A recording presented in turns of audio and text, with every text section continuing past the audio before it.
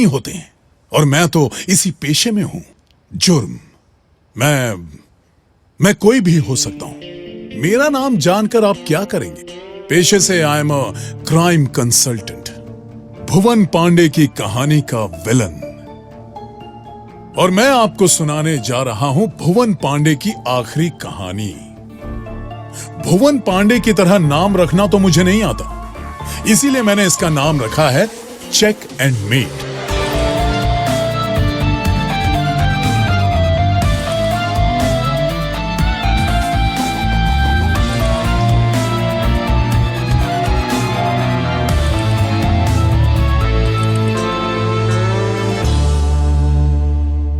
अगस्त 1999 हिंदुस्तान ने पिछले साल पोखरण में न्यूक्लियर टेस्ट किए जो सक्सेसफुल हुए। पीछे पीछे पाकिस्तान भी आया और इनके टेस्ट भी सक्सेसफुल ही हुए। ऐसे में यूनाइटेड नेशंस को लगा कि क्या पता ये दोनों कब एक दूसरे के साथ मिसाइल खेलने लगे। तो हिंदुस्तान के प्राइम मिनिस्टर पाकिस्तान आए और एक पीस ट्रीटी बनकर तैयार हुई। और गेस कीजिए हिंदुस्तानी प्राइम मिनिस्टर की सिक्योरिटी में कौन था? जी हां, हमारे आपके सबके चहेते भुवन पांडे, साथ में मेरे पुराने दोस्त नेगी जी। नेगी अब इंडिया में नेशनल सिक्योरिटी एडवाइजर बन चुके हैं। हालांकि पवार साहब के बाद से भुवन ने नेगी से कट्टी कर ली, लेकिन नेगी अब भी अक्सर उसे इधर उधर बुलाता रहता है, इस उम्मीद में कि भुवन उसे माफ कर दे। अब आप सोच रहे होंगे कि इस कहानी में मैं क्या कर रहा हूं। तो साहब, मैं हूं इस कहानी का विलन। मुझे तो होना ही था।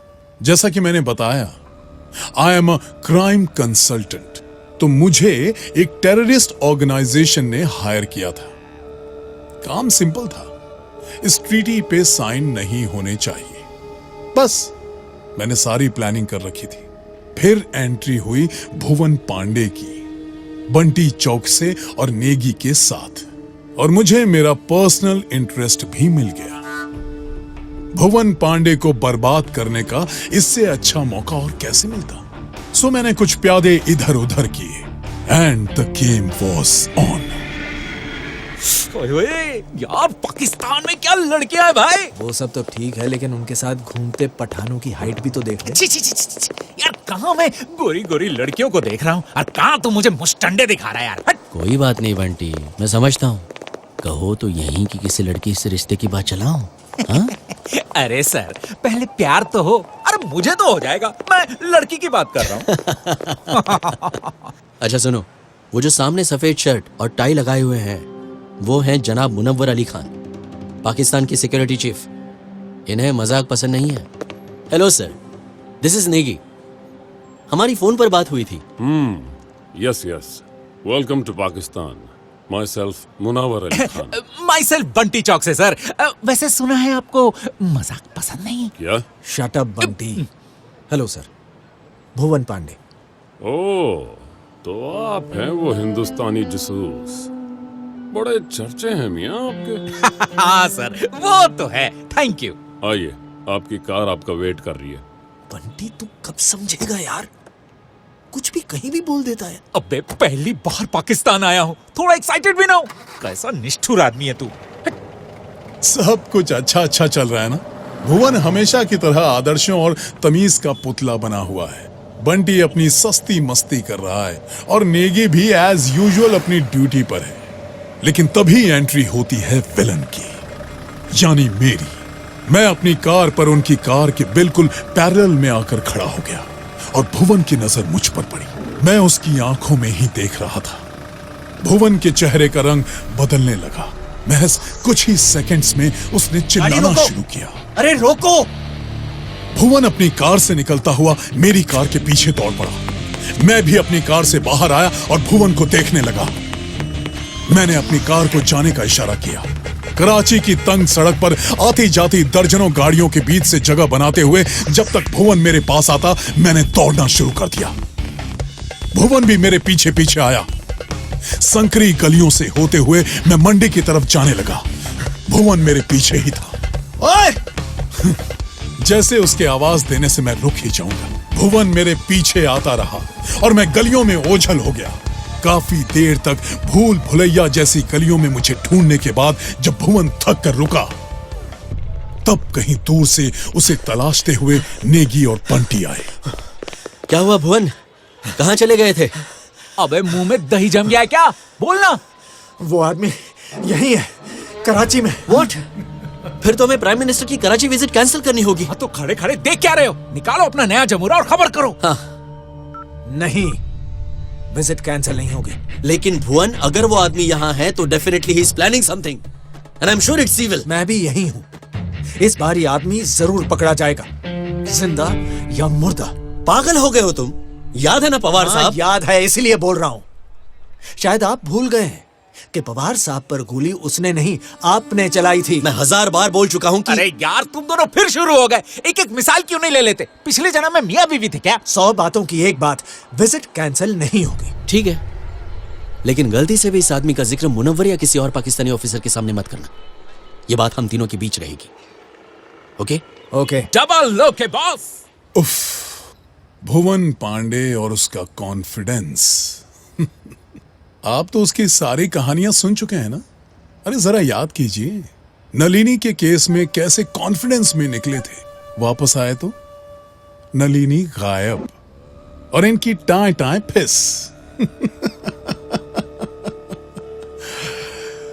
खैर, कराची पहुंचकर इस तिगड़ी ने अपने प्राइम मिनिस्टर की सिक्योरिटी के इंतजाम चेक किए, उनके रूट्स इंस्पेक्ट किए और अपने कमरे में मुझे पकड़ने की प्लानिंग करने लगे। तुमने वो कार नोट की? ब्लू फियट थी, नंबर नहीं देख पाया। कराची में मुश्किल से 10-12 फिएट होंगे और उनमें ब्लू फिएट ढूंढना है। ठीक है, मैं पता करता हूँ। हेलो, बंटी चौक से स्पीकिंग। अरे किसी चौक से नहीं बोल रहा मेरे बाप, बंटी चौक से, चौक से, यही नाम है मेरा जी। ए भुवन, तेरा फोन है। मेरा? अरे लेना। हेलो। हेलो भुवन जी, ओ जी, वेलकम टू कराची। तुम? हाँ जी, मैं। की गल हो गई है? कैसे हो? क्यों फोन किया? पिछली बार जब हम मिले थे तो मैंने 2 ऑप्शंस दिए थे, मेरी पहचान या मेरा मकसद। आज भी वही दोनों ऑप्शंस लेकर हाजिर हूं। बोलो, क्या कहते हो? तुम्हारी पहचान इंटरोगेशन में निकाल ही लूंगा, और मकसद में कोई नेकी तो होगी नहीं। फिर भी बताओ। बस अभी थोड़ी देर पहले तुम्हारे फैन से तुम्हारे कॉन्फिडेंस की तारीफ कर रहा था, और ये देखो, हाँ? तुमने फिर से वही। खैर छोड़ो, पॉइंट पर आता हूं। तुम यहां आए हो ताकि ये ट्रीटी साइन हो जाए, राइट? और मैं यहां आया हूं कि ये ट्रीटी साइन ना हो। अच्छा, तो ये धमकी वाला फोन है? अरे पगले, उसमें क्या मजा है? हा? मैं तो चाहता हूं कि तुम अपना काम करो और मैं अपना, और फिर बीच में अपना टॉम एंड जेरी तो चल ही रहा है कि नहीं? ठीक है, फिर जल्दी ही मिलते हैं। हैं? अरे ये तो मेरी लाइन है। तुम्हारी तो बस एक कोठरी होगी 10 बाई 10 की तिहाड़ में।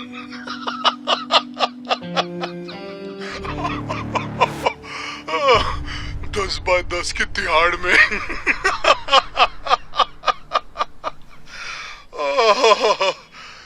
भुवन, तुम भी ना। अरे रे रे रे। नेकी साहब, आप उस ब्लू फियट का पता लगाइए।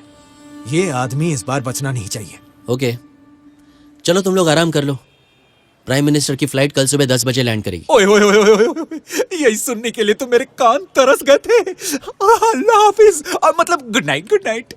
अगली सुबह ये तिकड़ी एयरपोर्ट पर खड़ी होगी अपने इंतजाम के साथ। एक नई बात, माइकल जैक्सन के शो के बाद से भुवन पांडे अपने साथ एक रिवॉल्वर रखने लगे हैं। रिवॉल्वर अच्छा है। भुवन को किसी का खून करते देखने का मजा ही अलग होगा।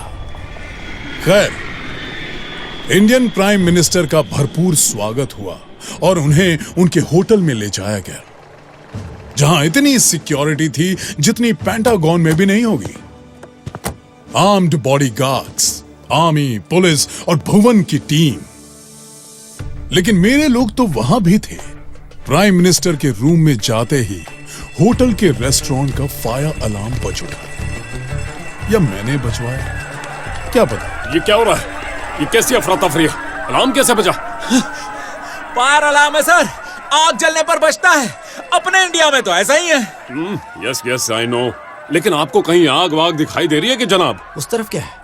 वो तो इनका स्टोर रूम है, लेकिन वहां इतना धुआं। कौन है? सर मैंने कुछ नहीं किया सर। गोली ना चलाए प्लीज। अबे बिना कवर की टॉफी, तू स्टोर रूम में नंगा क्या कर रहा है? भाईजान मेरे कपड़े को ही लेकर भाग गया। मैं ढूंढने लगा तो पता नहीं आग कैसे लग गई। गोली ना चलाए प्लीज। छी छी छी छी छी छी, सुबह सुबह क्या दिखा रहा है? ओह, अरे चल तू पहले किसी टोकरी से अपनी इज्जत ढक। टोकरी से? अबे सत्ते पे सत्ता नहीं देखी क्या तूने? वो अमिताभ बच्चन वाली? हाँ नहीं देखी। क्या? ओ नहीं देखी है? नहीं नहीं नहीं नहीं नहीं, क्या नहीं? ये इतना सिंपल नहीं हो सकता। ये डाइवर्जन है। बंटी तू उसे पकड़ के रख, कुछ गड़बड़ है। जाने दो, रास्ता दो। अरे हटो। भुवन पांडे ने सही समझा, वो लड़का डाइवर्जन ही था। असल मुद्दा था भुवन को प्राइम मिनिस्टर के पास से हटाना, ताकि मैं वहां तक जा सकूं। मैंने एक सिक्योरिटी गार्ड के कपड़े पहने थे और एक फर्जी आइडेंटिटी कार्ड लेकर होटल में दाखिल हुआ। तमाम सिक्योरिटी क्लियरेंस से होते हुए 5th फ्लोर पर पहुंचा, जहां प्राइम मिनिस्टर रुके थे। ऊपर एक बॉडीगार्ड ने मुझे रोका। मैंने उसका हाथ मरोड़कर गर्दन तक उठाया और गर्दन को जोर से घुमाया। कट की आवाज के साथ उस बॉडीगार्ड ने दम तोड़ दिया। ये देखते ही 4 बॉडीगार्ड्स मेरी तरफ दौड़ते हुए आए। मैंने लाश की बेल्ट से गन निकाली और एक एक करके चारों को शूट किया। चारों ढेर।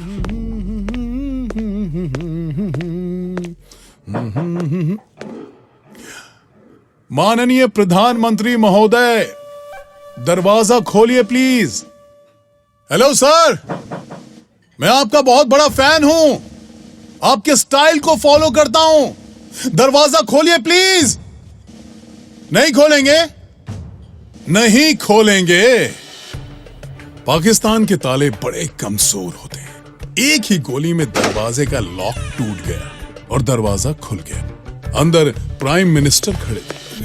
घबराइए मत सर, मैं कोई टेररिस्ट नहीं हूं। मैं तो बस एक रिक्वेस्ट लेकर आया हूं आपके पास। प्लीज आप इस ट्रीटी पर साइन मत कीजिएगा, मेरा बहुत नुकसान होगा सर, प्लीज। साहब तो बिल्कुल चुपचाप खड़े थे, चेहरे पर कोई एक्सप्रेशन नहीं। ऐसे लोग मुझे बिल्कुल पसंद नहीं। सर प्लीज मत घबराइए, प्लीज। हो सकता है कि आप डर गए हैं, कोई बात नहीं, कोई बात नहीं। आप बस हां या ना में सर हिलाइए। आप साइन करेंगे या नहीं? सिर्फ सर हिलाइए सर। आप तो बड़े जिद्दी हैं सर, अभी भी हां नहीं मानेंगे। खैर, it was nice meeting you. Farewell, goodbye. मैंने अपनी गन से उस पर निशाना लगाया ही था कि तभी पता नहीं कहां से भुवन पांडे टपक पड़ा और उसने मुझ पर छलांग लगा दी। इससे पहले कि मैं संभल पाता, उसने मुझ पर घूंसे बरसाने शुरू कर दिए। मैं किसी तरह उसे पटक कर खड़ा हुआ और दौड़ना शुरू किया। भुवन मेरे पीछे आया। सीढ़ियों पर आते ही उसने मेरी पीठ पर डस्टबिन फेंका और मैं गिरा। लगभग 7-8 सीढ़ियां लुढ़क गया। भुवन दौड़ता हुआ आया, मैं खड़ा हुआ और फिर भागा। रुक जा। होटल से बाहर आ गए थे। तभी भुवन ने वो किया जिसकी मुझे कतई उम्मीद नहीं थी। हट जा। उसने अपनी जेब से एक रिवॉल्वर निकाली और मेरी ओर फायर करना शुरू किया। लेकिन भुवन पांडे जासूस है, फौजी नहीं। जाहिर है निशाना चूक गया। मैं अपनी कार में आया, भुवन मेरे पीछे पीछे। मेरी कार स्टार्ट हुई और भुवन ने एक पुलिस बाइक उठा ली। अब शुरू हुई एक हाई स्पीड चेस। मैं अपनी कार की खिड़की से बाहर निकलकर भुवन पर गोलियां चलाने लगा। भुवन बस इंच भर से बचता जा रहा था। उस वक्त कराची के क्राइम रेट्स इतने ज्यादा थे कि वहां सड़कों पर गोलीबारी आम बात थी। लोग बस किनारों पर छुप जाते थे और गाड़ियां तितर बितर होती थी। भुवन इन सब से बचते हुए मेरा पीछा करते करते मेरी कार के पैरेलल में खड़ा हो गया और अपनी गन मुझ पर तान दी। मैं खिड़की से बाहर निकला ही हुआ था। मैंने बस अपना हाथ आगे बढ़ाया और उसकी बाइक का फ्रंट ब्रेक दबा दिया। भुवन गुलाटियां खाता हुआ सड़क पर गिरा और मेरी कार आगे निकल गई। सड़क पर गिरा हुआ घायल भुवन पांडे, हारा हुआ भुवन पांडे।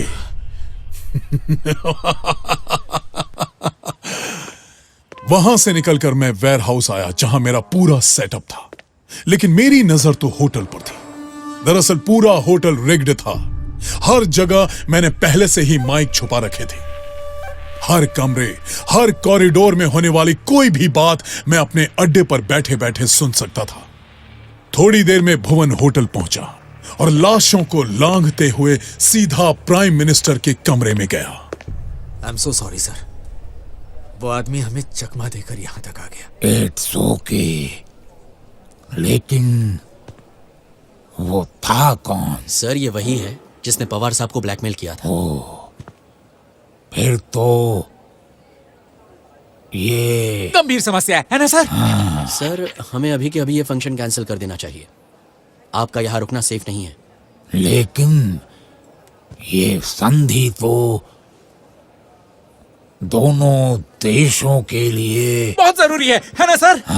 फिर तो कैंसिल कर ही देनी चाहिए। जिंदगी और मौत का सवाल है sir. Sir if you don't mind, मैं कुछ कह सकता हूँ? कहिए। सर वो आदमी यही चाहता है कि ये ट्रीटी साइन ना हो। अगर आप अभी कैंसिल करेंगे तो उसकी और उसके मंसूबों की जीत होगी, और उसे पकड़ने का ये मौका भी हमारे हाथ से निकल जाएगा। पवार साहब की मौत बेकार चली जाएगी। Please sir. ठीक है, लेकिन भुवन देखो, पवार साहब की मैं बहुत इज्जत करता हूं। बहुत वरिष्ठ नेता थे वो, और मैंने सुना है वो तुम्हारे पिता जैसे ही थे। मगर अभी यहां जिस तरह के हालात हैं, ऐसे में यहां रुकना ठीक नहीं है ना सर? सर बिल्कुल ठीक कह रहे हैं भुवन। उसे हम फिर कभी पकड़ लेंगे। तो तय रहा सर, अभी 1 घंटे में रवाना होते हैं। मैं यहाँ के ऑफिशियल से बात कर लेता हूँ। देखा, मैंने कहा था ना, भुवन पांडे की हार। बेचारा जमुना पार का जासूस। मायूस सा भुवन अपने कमरे में पहुंचा। बंटी ने आते ही पैकिंग शुरू कर दी। चल निकल लेते हैं भाई, ये जगह बिल्कुल भी सेफ नहीं है। सारे जहां से अच्छा हिंदुस्तान हमारा। जय हिंद। हे भुवन, फोन बज रहा है। तो उठाना यार। अबे मैं तेरा असिस्टेंट हूँ क्या? हाँ जानता हूँ, तू मेरा पार्टनर कम एडवाइजर कम मेंटोर कम फ्रेंड है। एक बार उठा लेगा तो तेरी इज्जत कम। हाँ मेरे बाप, उठा लेता हूँ। हेलो, हाँ, ओ हाँ, 1 मिनट। भुवन, प्रमीला का फोन है, तू बात कर। मैं बाथरूम से ना साबुन की बट्टियां उठा लेता हूँ। ओए होए, गजब की खुशबू आती है यार। अल्लाह कसम। हेलो। हेलो भुवन, क्या हुआ? इतने मायूस क्यों हो? कुछ नहीं। अच्छा सुनो, हम लोग आज रात वापस आ रहे हैं। अरे लेकिन क्यों? फंक्शन कैंसिल हो गया है, बाकी आकर बताता हूँ। सिमी ठीक है? हाँ ठीक है, रुको ना, तुमसे बात करेगी। ये रे बेटा, पापा से बात कर। हेलो पापा, पापा आप कब आएंगे? पापा जल्दी आना। अच्छा पापा। सुनो, बाद में बात करता हूँ। लेकिन बात क्या क्या हुआ भुवन? अरे कुछ नहीं हुआ, कहा ना मैंने घर पे आके बात करूंगा। प्रमिला मैंने कहा ना तो। भुवन जी, अरे क्या हुआ? बुरा मान गए क्या? भाई मैंने तो बाय कहने के लिए फोन लगाया था। कितने बजे की फ्लाइट है? अब क्या चाहते हो? मिलना चाहता हूँ, लेकिन पता है तुम मिलते ही गोली चला दोगे। हार गए हो ना फिर से। चलो मैं जरा नल्ली बिरयानी खा के आता हूँ, कराची में बहुत अच्छी मिलती है। अगर 1-2 दिन और रुकते तो खिलाता। हाँ। ओए क्या हुआ? कुछ नहीं। तेरी पैकिंग हो गई? हाँ, और तेरी भी कर ली। चल कुछ खाते हैं और निकलते हैं भाई। ठीक है। मुझे भी भूख लग गई थी। मैंने अपने क्लाइंट्स को फोन कर काम पूरा होने की खुशखबरी दी और भुवन को किए वादे के मुताबिक लियाकताबाद मार्केट आ गए बिरयानी खाने। दुकान पर टीवी चल रहा था जिसपे इंडियन प्राइम मिनिस्टर की वापसी की खबरें चल रही थी। बिरयानी लाजवाब थी, वाह। खाकर मैं वापस वेयर हाउस के लिए निकला। सारा सामान पैक जो करना था। मेरा भी तो घर है। मैं ताला खोल ही रहा था कि तभी मेरे कंधे पर एक हाथ पड़ा। भुवन पांडे? अरे भुवन, तुम गए नहीं? अंदर चल के बात करें? आओ आओ, प्लीज आओ। खाना खा लिया या कुछ मंगवाऊं? खा लूंगा। नल्ली बिरयानी मिलेगी क्या? हाँ हाँ मिलेगी ना। लेकिन तुम यहां पहुंचे कैसे? क्यों, शौक लगा? हाँ भाई, शौक तो लगा, लेकिन तुम मेरे फेवरेट जासूस हो, खुशी भी हुई। बताओ कैसे आना हुआ? तुम कराची में 2 बार मिले, दोनों बार ब्लू फिएट। इस शहर में 16 फिएट हैं, जिनमें से 3 ब्लू हैं। अभी थोड़ी देर पहले तुमने कहा कि तुम नल्ली बिरयानी खाने जा रहे हो। अभी दोपहर के 12 बजे पूरे कराची में लियाकताबाद में ही नल्ली बिरयानी मिलती है, बस। और फिर बाहर तुम्हारी कार दिख गई। स्मार्ट। अब एक बात बताओ, तुम्हें मुझसे प्रॉब्लम क्या है? क्यों मेरे पीछे पड़े हो? पीछे नहीं, सामने। और प्रॉब्लम तो होगी ना यार। मैं तुम्हारी कहानी का विलन हूं। तुम क्राइम सॉल्व करते हो, मैं क्रिएट करता हूं। That's my profession. तभी तो तुम अपने पहले केस से मेरी प्रॉब्लम बने बैठे हो। मोइन शेख, तुम्हारे ससुर जी, उन्हें तो वैसे भी मरना था। मेरे क्लाइंट से उनकी लंबी लीगल फाइट हो चुकी थी।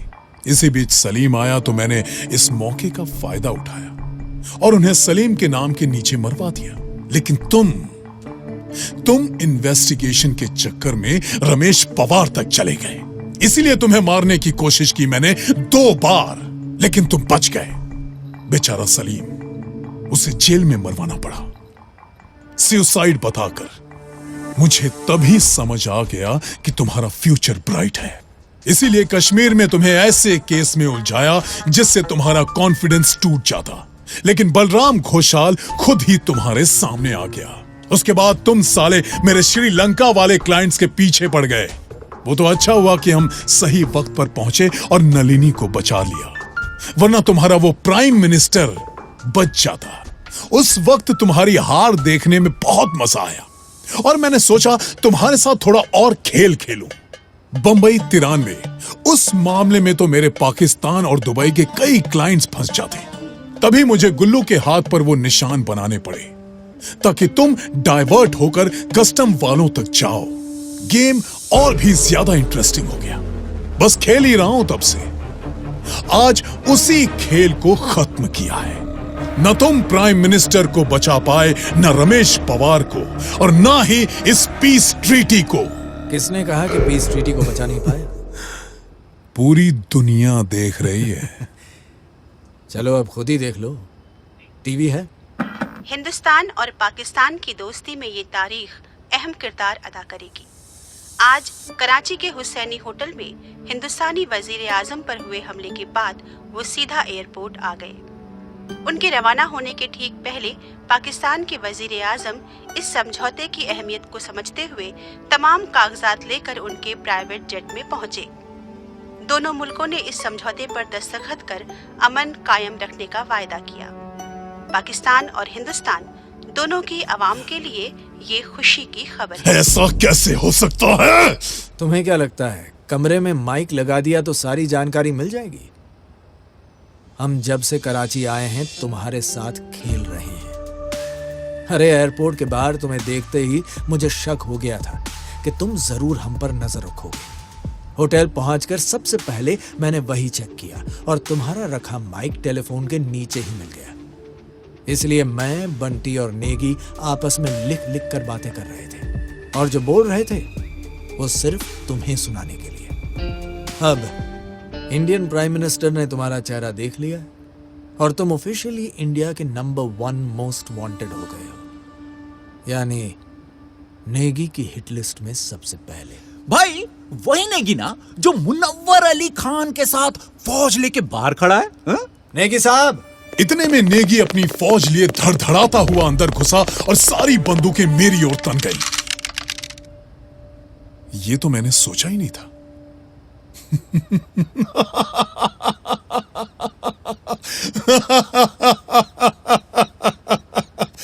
ब्रावो ब्रावो ब्रावो, बिल्कुल ही अनएक्सपेक्टेड क्लाइमैक्स। वाह। वैसे भुवन, कुछ देखोगे? ये देखो, ये रही तुम्हारी बीवी प्रमिला और ये तुम्हारी प्यारी सी 4 साल की बेटी सिमी। अब तुम तो जानते हो, अगर मैं कैमरे से शूट कर सकता हूं तो अरे हां, एक बात तो बताना भूल ही गया, ये फोटोज कल की हैं। अब भुवन के चेहरे का रंग बदलने लगा था। मुझे लगा था ये ट्रम्प कार्ड बेकार चला जाएगा, लेकिन यहां तो गुगली हो गई। अगर मैं तुझे यहीं शूट कर दूं तो? कर सकते हो, लेकिन मेरे जो लोग ये फोटोज ले रहे हैं ना, उन्हें मैं हर 1 घंटे में फोन करता हूं। 1 मिनट भी लेट हुआ तो वो समझ जाएंगे कि मैं मर गया या जेल गया और वो गोली चला देंगे। एक्चुअली हमारा पूरा बिजनेस एडवांस पेमेंट पर चलता है। तो चला लेने दे, मैं ये चांस ले रहा हूं। अब इसका कोई बैकअप है तेरे पास? अरे यार, ये भुवन पांडे तो मानने को तैयार ही नहीं था। उसने अपनी गन मेरे सर पर तान दी। इसका बैकअप मेरे पास है क्या? बोल। हाँ हाँ, बैकअप है ना, बैकअप है। दोस्तों, देखते ही देखते मुनव्वर की पूरी फौज की बंदूकों का रुख भुवन, बंटी और नेगी की तरफ हो गया। माफ करना नेगी साहब, दरअसल फौज की तनख्वाह थोड़ी सी। अरे रे रे रे, बस करो मुनव्वर साहब, बस करो। हाँ, तो भुवन मैं परिचय करवा दूं। ये हैं मुनव्वर अली खान। पूरे होटल में माइक लगाने का काम इन्होंने और इनकी इसी बटालियन ने किया है, जिनके सहारे तुम मुझे अरेस्ट करने आए हो। अब भुवन की बंदूक मेरे सर पर थी और 24 बंदूकें भुवन की तरफ। भुवन की आंखें बता रही थीं कि उसका दिमाग हर तरफ जवाब ढूंढ रहा है, लेकिन कुछ मिल नहीं रहा। मैंने धीरे से अपना हाथ भुवन की बंदूक की तरफ बढ़ाया। भुवन ने झटके से गोली मेरे कान के पास चला दी और दौड़ना शुरू किया। बंटी और नेगी भी दौड़े। मेरे कान थोड़ी देर के लिए सुन्न पड़ गए। मुझे कुछ समझ नहीं आ रहा था। मुनव्वर की फौज ने फायर किया, लेकिन वो लोग एक दीवार के पीछे छुप गए थे। बीच बीच में इक्का दुक्का गोलियां भी चला रहे थे। धीरे धीरे करती हुई मुनव्वर की बटालियन उस दीवार तक गई। इस बीच मुझे होश आया तो मैं भी दीवार की तरफ भागा। भुवन, बंटी और नेगी नदारद थे। घबराने की जरूरत नहीं जनाब, शहर का चप्पा चप्पा छान मारेंगे। बच के जाएंगे कहां? ज्यादा से ज्यादा 2 दिन। अबे वो कोई हवलदार नहीं है, भुवन पांडे है। भुवन पांडे, जमुना पार का जासूस। एक रात में तो वो बम ब्लास्ट केस को सॉल्व कर देता है, 2 दिन में तो वो सरकार पलट देगा। और मैंने मुनव्वर पर गोली चला दी। उसकी बटालियन देखती रह गई। तो तुम सब हेडक्वार्टर में क्या बोलोगे वो सुनो। हिंदुस्तानी वजीर आजम की सिक्योरिटी में आए भुवन पांडे, बंटी चौकसे और नेशनल सिक्योरिटी एडवाइजर नेगी ने तुम्हारे साहब मुनव्वर अली खान को मारा और भाग खड़े हुए। क्या समझे? जी जनाब। शाबाश। तो अब भुवन पांडे पाकिस्तान में भागा भागा फिरेगा और उसके परिवार की जान मेरे टेलीफोन में बसी है। देखना यह है कि वो कब बाहर आता है। ये खेल मजेदार रहा है, बहुत मजेदार है ना? लेकिन ये और भी मजेदार होगा जब भुवन वापस आएगा, क्योंकि गुमनामी और गुमशुदगी का जो खेल मैं अब तक अकेले खेल रहा था, अब भुवन भी उसी में आ गया है। मैं तो बेसब्री से उसके वापस आने का इंतजार कर रहा हूं। और आप